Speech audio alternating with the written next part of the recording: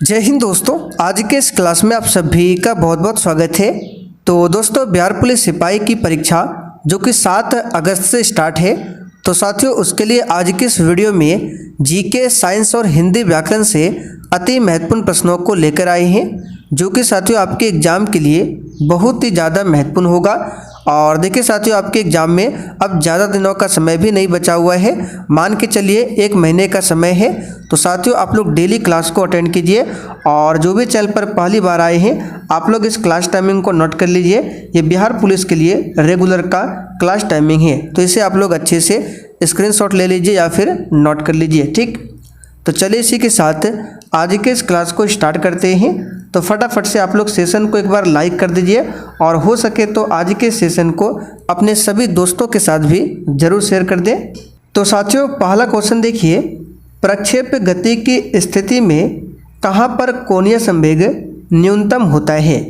चलिए, बहुत ही शानदार लेवल का क्वेश्चन है, आंसर लगाइए क्वेश्चन नंबर 1 के लिए। और साथियों आज के इस प्रैक्टिस सेट में थोड़ा सा टफ लेवल का क्वेश्चन आपको देखने को मिल सकता है, लेकिन एग्जाम के लिए बहुत ही इंपॉर्टेंट होगा। तो यहाँ पर देखिए, प्रक्षेप गति की बात करें तो किसी वस्तु को अगर किसी कोण पर फेंका जाता है तो वह वस्तु प्रक्षेप कहलाता है। और प्रक्षेप गति की स्थिति में कहाँ पर कोणीय संवेग न्यूनतम होगा, तो इसका आंसर है प्रारंभिक बिंदु पर। ठीक है, मान लीजिए यहाँ से वस्तु को फेंका जाता है और यहाँ पर आकर वस्तु गिरता है, तो ये आपका क्या है, जमीन है। तो यहाँ पर क्या होता है, तो कोणीय संवेग न्यूनतम होता है, इस बात को ध्यान रखिएगा। ठीक है, चलिए आगे बढ़ते हैं। और अगर पूछे कोणीय संवेग अधिकतम कहाँ पर होगा, तो उच्चतम बिंदु पर। तो वस्तु का उच्चतम बिंदु कहाँ पर होगा, यहाँ पर। तो यहाँ पर कोणीय संवेग अधिक होगा और यहाँ पर कोणीय संवेग क्या होगा, कम होगा, इसे नोट कर लीजिए। आगे देखिए, बल की भौतिक निर्भरता का परिणाम है, यानी कि बल की जो भौतिक निर्भरता है ये किस नियम का परिणाम है। बिल्कुल सिलेक्टेड क्वेश्चन है, ये वही क्वेश्चन है जो आपके एग्जाम में पूछे जा सकते हैं, इसलिए आप लोग एक भी क्वेश्चन को स्किप ना करें। तो साथियों बल की भौतिक अनिर्भरता परिणाम जो है ये न्यूटन के गति का प्रथम नियम का है। आंसर यहाँ पे क्या हो जाएगा, पहला ऑप्शन गति के प्रथम नियम का। तो ध्यान रखिएगा, बल की भौतिक अनिर्भरता परिणाम किस नियम का है, तो गति के प्रथम नियम का। अच्छा, न्यूटन का जो गति का प्रथम नियम है इससे क्या क्या प्राप्त होता है, तो एक तो बल की परिभाषा मिलती है और जड़त्व की परिभाषा भी मिलती है न्यूटन के प्रथम नियम से, इस बात को ध्यान रखिएगा। तो याद रखना है बल की परिभाषा किस नियम से, तो गति के प्रथम नियम से। लेकिन बल का व्यंजक पूछे जो F बराबर m/a होता है, ये किस नियम से मिलता है, तो न्यूटन के दूसरे गति नियम से, इस बात को ध्यान रखिएगा। और न्यूटन का जो तीसरा गति नियम है वो संवेग संरक्षण का सिद्धांत देता है। यदि सरल लोलक को चंद्रमा पर ले जाए तो इसके कंपनों की आवृत्ति क्या होगी। चलिए क्वेश्चन नंबर 3 के लिए आंसर लगाइए। भले ही क्वेश्चन आपको टफ लग रहा होगा, लेकिन आपको छोड़ना नहीं है, सारे क्वेश्चन को कवर कर लीजिए। तो देखिए साथियों, यदि सरल लोलक को चंद्रमा पर ले जाएं तो इसके कंपनों की आवृत्ति जो है वो घटेगी, क्या होगी, घटेगी। आगे देखिए, स्प्रिंग की स्थितिज ऊर्जा न्यूनतम है जब यह दबी है, खिंची हुई है, वास्तविक लंबाई पर है। चलिए आंसर बताइए। तो साथियों स्प्रिंग की स्थितिज ऊर्जा न्यूनतम कब होती है, याद रखिएगा, जब यह वास्तविक लंबाई पर होता है। यहाँ पर सी ऑप्शन आपका सही जवाब है, ध्यान रखिएगा। जब किसी द्रव का ताप बढ़ाया जाता है तो इसका पृष्ठ तनाव क्या होता है। और देखिए साथियों, आप लोग डेली क्लास को अटेंड कीजिए। ये जो अभी आप लोग क्लास कर रहे हैं ये दोपहर 3 बजे में आपको दिया जाता है। और अगर आप लोग स्पेशल साइंस के लिए क्लास करना चाहते हैं, जो कि बिहार पुलिस के एग्जाम में केवल साइंस से 40 क्वेश्चन पूछा जाता है, तो उसके लिए सुबह 10 बजे की क्लास को देखिए। ठीक, और लाइव क्लास पढ़ना चाहते हैं तो रात 8 बजे की क्लास को देख सकते हैं। तो यहाँ पर 5 के लिए आपका आंसर क्या होगा, घटता है। ठीक, जब किसी द्रव का ताप बढ़ाया जाता है तो इसका पृष्ठ तनाव यानी कि सरफेस टेंशन जो है वो क्या होता है, घटता है। आगे देखिए, वार ऑफ लंका के लेखक कौन है। चलिए आंसर बताइए, वॉर ऑफ लंका के लेखक कौन है? तो इसका आंसर क्या हो जाएगा? अमीश त्रिपाठी। कौन है? अमीश त्रिपाठी। महरौली के लौह स्तंभ पर कौन सा नाम उत्कीर्ण मिलता है? आंसर हो जाएगा चंद्र। ठीक है, महरौली के लौह स्तंभ पर चंद्र नाम उत्कीर्ण मिलता है, इस बात को ध्यान रखिएगा।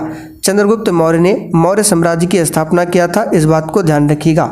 और महरौली का लौह स्तंभ कहाँ पर है? ये दिल्ली में है, इस बात को ध्यान रखिएगा। और चंद्र शब्द जो है इसका प्रयोग किसके लिए हुआ था?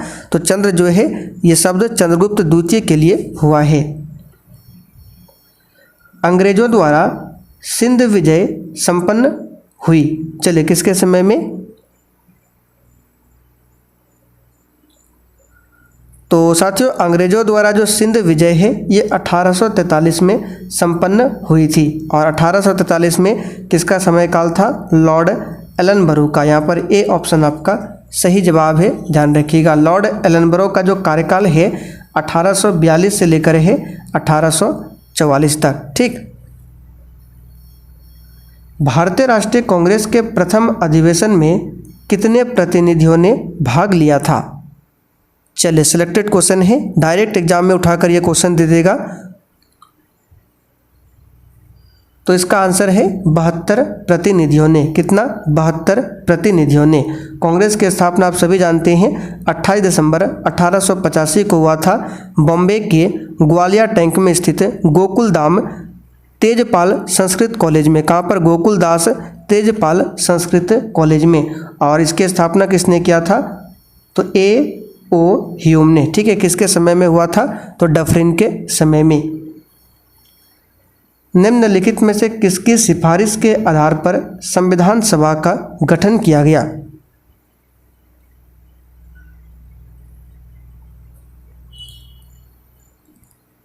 तो संविधान सभा का जो गठन किया गया था किसके सिफारिश पर? तो सिंपल सा क्वेश्चन है, कैबिनेट मिशन योजना के सिफारिश पर। कैबिनेट मिशन प्लान में 3 सदस्य थे, इसमें से अध्यक्ष पूछा जाता है। तो पैथिक लॉरेंस कौन था? कैबिनेट मिशन प्लान का अध्यक्ष था, इस बात को ध्यान रखिएगा। ठीक, आगे देखिए, संविधान की प्रस्तावना में वर्णित लोकतंत्र को किस रूप से स्वीकार किया गया है? चलिए क्वेश्चन नंबर 11 के लिए आंसर बताइए। और देखिए साथियों, जिन्होंने अभी तक सेशन को लाइक नहीं किया है आप लोग फटाफट से सेशन को लाइक कर दीजिए। तो संविधान की प्रस्तावना में जो लोकतंत्र का वर्णन मिलता है ये राजनीति लोकतंत्र, आर्थिक लोकतंत्र, सामाजिक लोकतंत्र के रूप में स्वीकार किया गया है। तो यहाँ पर क्या होगा? उपर्युक्त सभी। ठीक है, भारतीय संघीय व्यवस्था किस देश की संघीय व्यवस्था से प्रभावित है? यानी कि संघीय व्यवस्था को किस देश के संविधान से लिया गया है ये आपको बताना है। तो सिंपल सा क्वेश्चन है, इसे कनाडा देश के संविधान से लिया गया है। कहाँ से?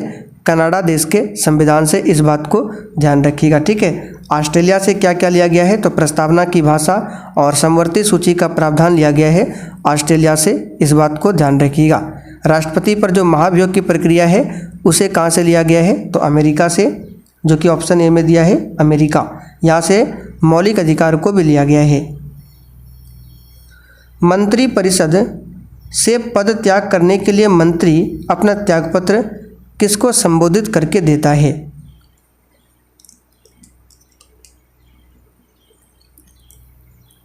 आंसर है राष्ट्रपति को। ठीक है, सिंपल सा क्वेश्चन है, आंसर क्या होगा? राष्ट्रपति। भारत में निम्न में से किस पंचवर्षीय योजना में अर्थव्यवस्था के समाजवादी स्वरूप को अपनाया गया था? चलिए 14 के लिए आंसर लगाइए।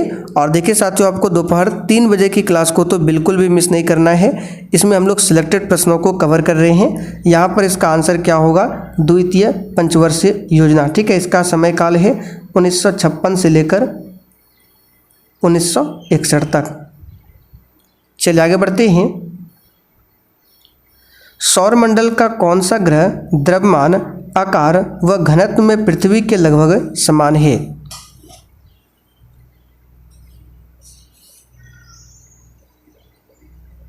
आंसर हो जाएगा शुक्र ग्रह। ठीक है, इसलिए शुक्र ग्रह को पृथ्वी की जुड़वा बहन बोला जाता है। शुक्र ग्रह को शाम का तारा, भोर का तारा, सौरमंडल का सबसे गर्म ग्रह और चमकीला तारा माना जाता है, ध्यान रखिएगा।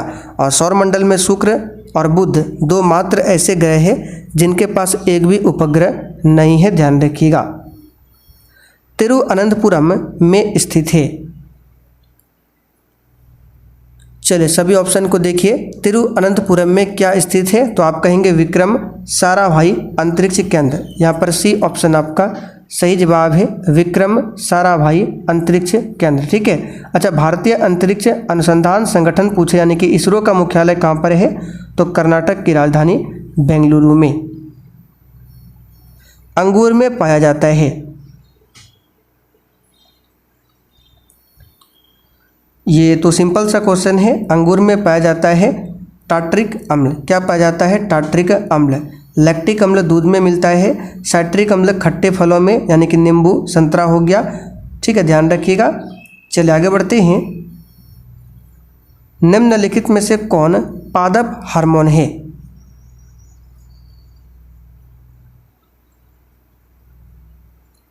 आंसर क्या हो जाएगा, जिब्रेलिन्स। ठीक है, और जिब्रेलिन्स के बारे में हमने आपको बताया था। जिब्रेलिन्स क्या करता है, मुख्य रूप से पौधा की जो लंबाई है उसमें वृद्धि करने में ये मदद करता है, इस बात को ध्यान रखिएगा।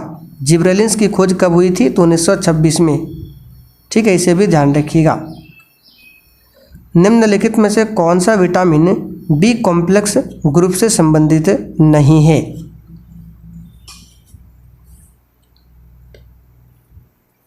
आंसर हो जाएगा रेटिनॉल, क्योंकि ये विटामिन ए का रासायनिक नाम है। बाकी थायमिन की बात करें तो आप सभी जानते हैं विटामिन बी का रासायनिक नाम है। राइबोफ्लेविन विटामिन बी2 का रासायनिक नाम है, इसे ध्यान रखिएगा। फोलिक अम्ल किस विटामिन का रासायनिक नाम है, आप लोग कमेंट करके बताइए। विश्व पशु दिवस किस दिन मनाया जाता है?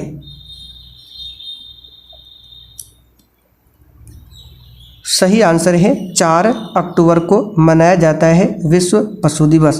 5 अक्टूबर को अंतर्राष्ट्रीय शिक्षक दिवस मनाया जाता है, ध्यान रखिएगा। 9 अक्टूबर को पूछे तो विश्व डाक दिवस मनाया जाता है 9 अक्टूबर को। और 8 अक्टूबर को भारतीय वायुसेना दिवस मनाया जाता है। टिटेनस बीमारी निम्नलिखित के कारण होती है। और देखिए साथियों, प्रश्नों के साथ हम आपको जितने भी एक्स्ट्रा फैक्ट को बताते हैं उनको केवल ध्यानपूर्वक सुनना है। तो टिटेनस बीमारी जो है डैश के कारण होती है, इसका आंसर क्या होगा, जीवाणु। ठीक है, ध्यान रखिएगा, जीवाणु के कारण होता है। पृथ्वी की सतह में आमतौर पर 2 तत्व पाए जाते हैं, कौन कौन से हैं? ये क्वेश्चन एग्जाम के लिए वेरी वेरी इंपॉर्टेंट रहेगा।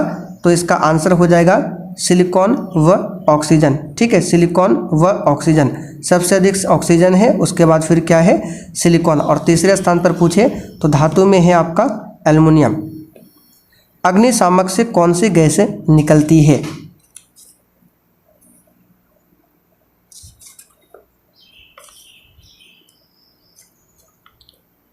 आंसर हो जाएगा कार्बन डाइऑक्साइड। सिंपल सा क्वेश्चन है, कार्बन डाइऑक्साइड।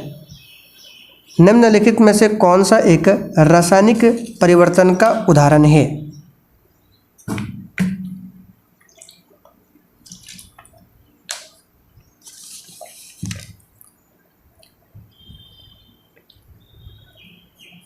तो यहाँ पर इसका आंसर क्या होगा, वायु में मैग्नीशियम तार का जलना, ये क्या है, रासायनिक परिवर्तन का उदाहरण है। ठीक है, बाकी ये सभी क्या है, भौतिक परिवर्तन है। निम्नलिखित अणुओं में से एक सिग्मा तथा पाई बंध कौन बनाता है?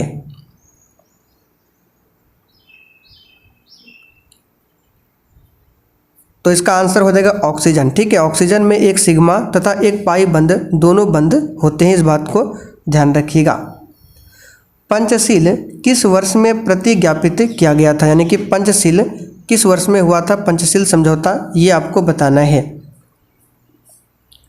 तो पंचशील समझौता भारत और चाइना के बीच में हुआ था 1954 में। यहाँ पर क्या हो जाएगा, बी ऑप्शन सही आंसर है। जलवायु को प्रभावित करने वाले कारक इनमें से कौन से हैं?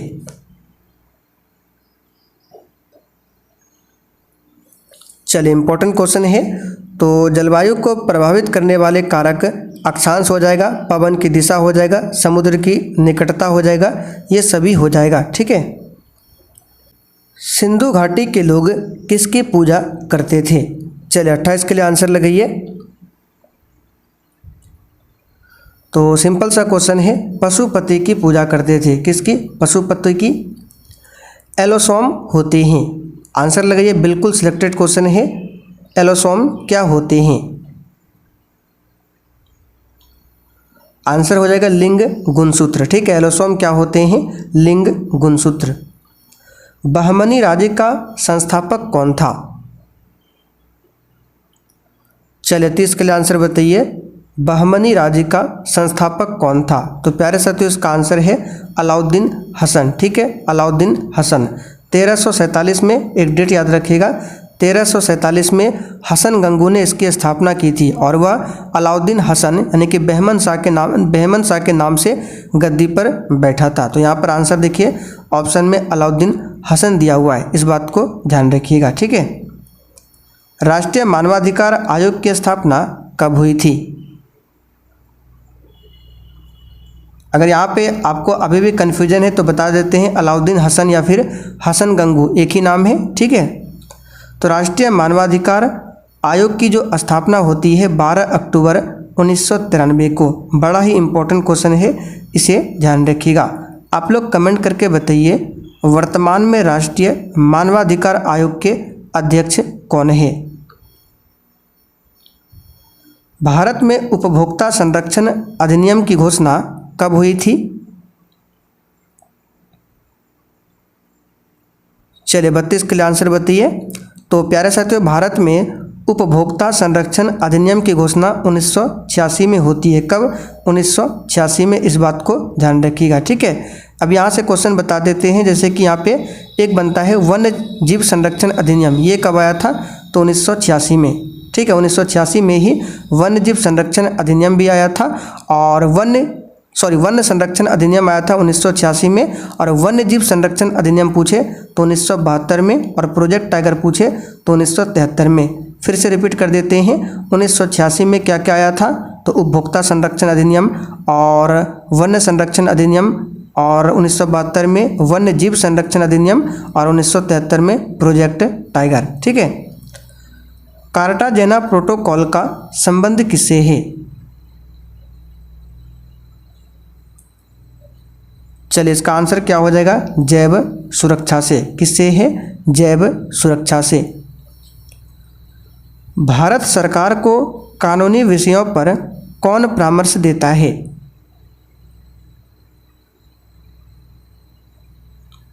तो मेरे प्यारे साथियों इसका आंसर होगा अटॉर्नी जनरल। ठीक है, जिसको महान्यायवादी भी बोला जाता है। और अटॉर्नी जनरल की नियुक्ति कौन करता है? भारत के राष्ट्रपति करते हैं। वर्तमान में कौन है अटॉर्नी जनरल? तो आर वेंकट रमनी। ठीक है, ध्यान रखिएगा। विक्ट्री सिटी पुस्तक के लेखक कौन है?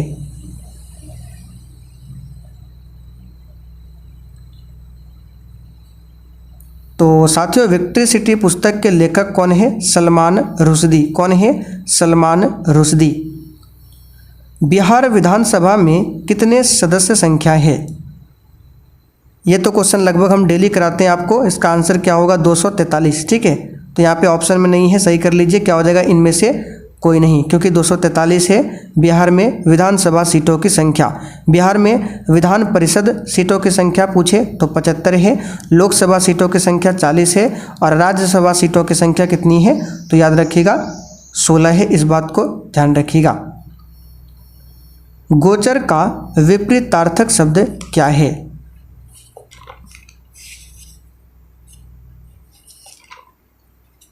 चलिए आंसर लगाइए। गोचर का विपरीतार्थक शब्द यहाँ पर क्या होगा?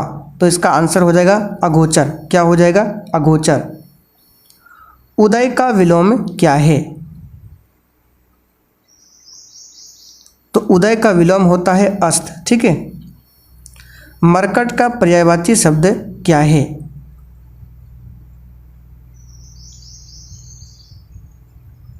तो मरकट का पर्यायवाची यहाँ पर हो जाएगा क्या? बंदर। ठीक है, क्या हो जाएगा? बंदर। आखिरी क्वेश्चन, माता पिता में कौन सा समास है? सिंपल सा क्वेश्चन है, द्वंद्व समास है। माता पिता हो गया, भाई बहन हो गया, सीताराम हो गया, गौरी शंकर, इन सभी में द्वंद्व समास है। ठीक है, ध्यान रखिएगा। तो चलिए साथियों, आज के लिए इतना ही। और अगर आपको आज का सेशन थोड़ा बहुत भी पसंद आया हो तो सेशन को लाइक कीजिए और सेशन को शेयर जरूर कर दीजिए। और जो भी पहली बार आए हैं आप लोग चैनल को सब्सक्राइब कर लीजिए ताकि बिहार पुलिस से रिलेटेड आपसे एक भी क्लास मिस ना हो।